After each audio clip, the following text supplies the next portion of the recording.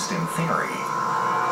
Before Hubble, there was no conclusive proof that black holes existed at all.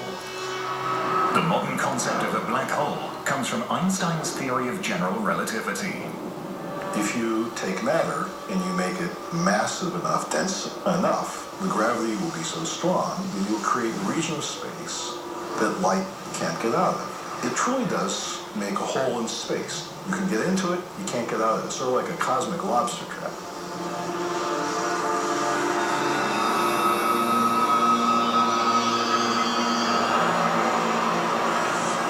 According to Einstein, a black hole begins with a very large star. It must be at least 4 times bigger than our sun. A black hole is a simple thing. It is a hunk of matter which somehow has gotten so small that the gravitational field right around it is so strong that light cannot escape from it. So even if it tried to emit radiation, the photons would fall back. They would be sucked back by the gravity of the black hole, and it would look invisible.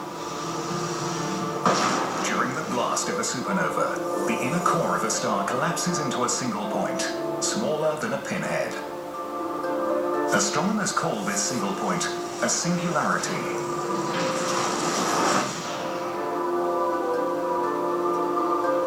A singularity is an object with no length, width, or height, yet it retains most of the gravity of the original star. One of the primary goals for Hubble was to prove once and for all whether or not black holes exist.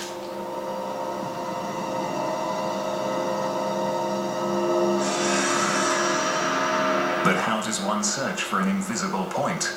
Astronomers decide to direct Hubble to examine the exact centers of galaxies.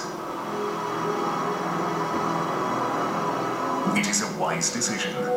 What they discover is that the stars close to the center of galaxies zoom around at very high speeds. This is not how stars normally behave. Most stars move along at relatively slow speeds. But down in the central hub of galaxies, stars are being thrown around by the gravity of something that is massive yet ultra-compact.